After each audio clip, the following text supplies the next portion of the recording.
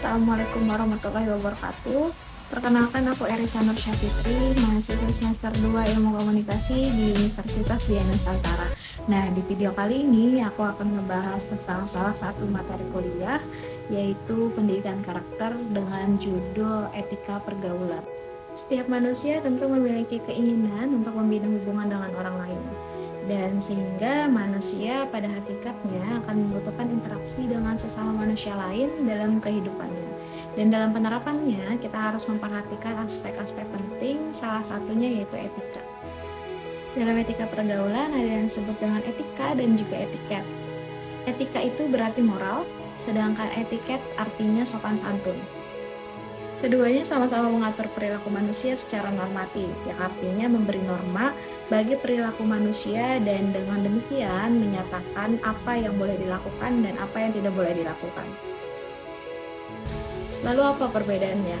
Yang pertama, etiket itu menunjukkan cara yang tepat, artinya cara yang diharapkan serta ditentukan dalam sebuah kalangan tertentu. Misalnya, dalam makan, etiketnya adalah orang tua didahulukan mengambil nasi. Kemudian apabila dilanggar, berarti kita melanggar etiket. Sedangkan etika itu tidak terbatas pada cara melakukan sebuah perbuatan. Etika memberi norma tentang perbuatan itu sendiri. Etika menyangkut apakah sebuah perbuatan boleh dilakukan atau tidak boleh dilakukan. Kemudian yang kedua, etiket itu hanya berlaku di pergaulan. Apabila tidak ada orang lain atau saksi mata yang menyaksikan, maka etiket tersebut tidak berlaku. Misalnya etiket cara makan. Makan sambil menaruh kaki di atas meja itu dianggap melanggar etiket apabila kita makan bersama-sama. Namun ketika kita makan hanya sendirian dan tidak ada orang lain di sana, kita tidak melanggar etiket. Sedangkan pada etika itu tetap berlaku walaupun tidak ada orang di sana. Misalnya ketika kita meminjam suatu barang, kita harus tetap mengembalikannya walaupun orang tersebut sudah lupa. Sekarang kita lanjut ke perbedaan yang nomor 3. Pada etiket itu bersifat relatif. Yang dianggap tidak sopan dalam satu kebudayaan bisa saja dianggap sopan oleh kebudayaan lain. Contohnya adalah makan dengan tangan. Sedangkan etika itu jauh lebih absolut. Perintah seperti jangan berbohong, jangan mencuri, itu adalah satu prinsip etika yang tidak bisa ditawar-tawar. Kemudian poin terakhir, etiket itu hanya memandang manusia dari segi lahiriah saja. Sedangkan etika, dia memandang manusia dari segi dalam. Misalnya adalah penipu yang memiliki tutur kata lembut. Dia memegang etiket, tetapi dia menipu. Seseorang dapat memegang etiket tetapi dia munafik. Sebaliknya, pada orang yang memegang etika, dia tidak mungkin munafik. Kenapa? Karena seandainya dia bersikap munafik, itu berarti dia tidak bersikap etis. Dalam pergaulan hidup bermasyarakat, bernegara, bahkan tingkat internasional, diperlukan suatu sistem untuk mengatur bagaimana seharusnya manusia itu bergaul. Sistem pengaturan pergaulan tersebut menjadi saling menghormati dan dikenal dengan sopan santun, tata krama, protokoler, dan lain-lain. Dan hal terpenting dalam bergaul adalah mencoba untuk memahami orang lain dan bersimpati dengan apa yang orang lain rasakan. Pergaulan itu sendiri memiliki pengaruh yang sangat signifikan dalam membentuk perilaku manusia, akhlak juga, kepribadian, dan juga tingkah laku seseorang. Seseorang akan terikut sikap dari sahabat-sahabatnya melalui pengaruh spiritual yang membuatnya mengikuti tingkah laku dari sahabatnya. Ketika seseorang bergaul dengan orang yang perilakunya jahat dan buruk, itu secara tidak sadar kita akan terpengaruh dengan sifat tersebut. Sebaliknya, ketika kita memilih teman yang baik, tentu kita akan memiliki pengaruh yang baik terhadap diri kita sendiri untuk menjadi seseorang yang baik juga. Selanjutnya kita masuk ke hambatan pergaulan. Dari sekian banyak masalah yang ada di hidup ini, kesulitan bergaul kayaknya adalah salah satunya ya. Bagi yang saat ini kebetulan sedang menghadapi situasi ini atau masalah ini, ada dua hal yang bisa kita ingat. Yang pertama adalah pergaulan itu erat kaitannya dengan kemampuan. Artinya apa? Kemampuan tersebut bukan didapat dari lahir, melainkan kapabilitas hasil dari pembelajaran dan usaha untuk mengembangkan diri. Kemampuan tersebut bisa kita latih dengan belajar untuk memahami, belajar untuk menjadi, belajar untuk hidup bersama, dan belajar untuk melakukan. Yang kedua adalah pergaulan itu tidak identik dengan banyak omong atau sedikit ngomong. Tidak juga identik dengan apakah Anda seorang yang pendiam atau tidak pendiam. Prinsip yang berlaku dalam pergaulan adalah bagaimana kita berkomunikasi dengan orang atau to build, dan juga bagaimana cara kita untuk menjaga hubungan tersebut.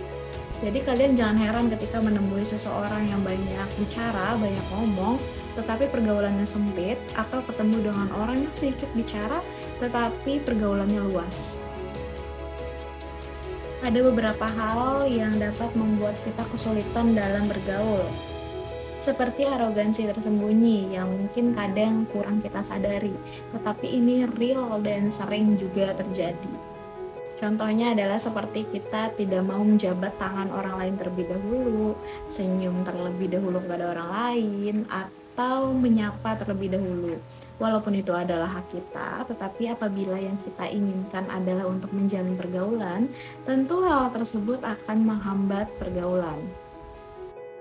Selanjutnya adalah terlalu memikirkan diri sendiri. Nah, kalau Anda sedikit-sedikit melihat ke diri sendiri, mungkin Anda akan kehilangan momen untuk menghangatkan momen tersebut. Jadi fokuskan pada bagaimana untuk membuat suasana menjadi hidup. Jadi jangan cuma memikirkan diri sendiri. Kemudian terlalu banyak menilai orang atau judgmental. Padahal menilai orang itu adalah step yang terakhir. Karena untuk memulai pergaulan, cobalah untuk menomorduakan hal tersebut. Atau juga coba simpen dulu batin Anda, karena terlalu cepat menghakimi orang lain itu dapat mengganggu kelancaran usaha dalam membuka pergaulan. Yang lebih dibutuhkan di sini adalah kemampuan untuk memunculkan asumsi bahwa semua orang itu memiliki sisi positif dan juga sisi negatif. Asumsi ini akan banyak membantu ketika kita membangun pergaulan. Ada satu pepatah yang mengingatkan kita seperti ini. Kalau kita menginginkan seseorang untuk sempurna seperti yang kita inginkan, lebih baik kita hidup sendiri dan mengunci kamar. Kemudian yang selanjutnya adalah terpenjara dalam pemahaman yang sempit dan mempersempit. Sadar atau tidak, seringkali kita menciptakan pemahaman yang mempersempit diri kita sendiri. Ini biasanya berkaitan dengan agama, suku, ras, status sosial. Walaupun tidak secara langsung kita sebutkan, tapi sering dalam prakteknya kita lakukan dan tanpa sadar. Dan karena hal tersebut, kita seringkali merasa kurang sreg ketika kita bergaul dengan orang yang memiliki perbedaan tersebut. Last but not least, masalah kejiwaan umum yang sering menghambat pergaulan. Misalnya seperti minder, kurangnya rasa percaya diri, malu yang tanpa jelas, tanpa alasan, sering berkonflik dengan orang lain. Tentu hal tersebut akan menghambat proses pergaulan. Lalu apa solusi yang bisa kita lakukan dalam mengatasi hambatan-hambatan tersebut? Kita bisa dengan melatih kepedulian kita dengan menunjukkan ketertarikan terhadap lawan bicara kita. Lebih baik fokus pada pengembangan dialog dan juga suasana, dan jangan terlalu memikirkan diri sendiri atau juga membuat penilaian atas diri orang lain pada saat pembicaraan sedang berlangsung, karena ini bisa mengganggu suasana. Kemudian salah satu hal yang lumayan penting adalah jangan lupa untuk menghormati privasi orang lain, karena ada beberapa orang yang tidak suka kehidupan pribadinya itu terekspos atau diketahui orang lain. Kemudian sebagai bahan pembelajaran, kita bisa melihat keberhasilan dari orang lain. Biasanya orang-orang yang berhasil dalam memaintenance hubungannya itu memiliki tingkat kesabaran yang lebih dan mereka tahu cara bermain dengan emosi.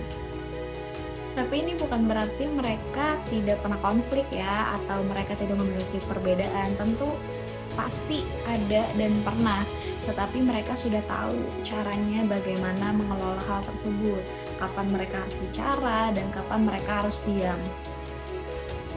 Kemudian yang terakhir, teman-teman jangan lupa untuk tingkatkan prestasi kamu. Kenapa? Karena ini adalah salah satu kunci untuk mengatasi masalah-masalah kejiwaan yang umum tadi. Karena semakin banyak kita dapat merealisasikan hal-hal positif dalam diri kita, semakin kita dapat merasakan diri kita sendiri. Dan kaitannya adalah ketika kita dapat merasakan diri kita sendiri, kita akan dengan mudah untuk berhadapan dengan orang lain. Jadi itu dia pemaparan tentang etika pergaulan. Semoga dapat kita terapkan dalam kehidupan sehari-hari dan mungkin bisa membantu kita dalam proses pergaulan, atau mungkin teman-teman yang ngerasa kesulitan dalam memulai pergaulan. Yuk kita bisa mulai sama-sama. Dan terima kasih untuk teman-teman yang sudah nonton. Semoga ini berkenan. Dan wassalamualaikum warahmatullahi wabarakatuh. Bye-bye.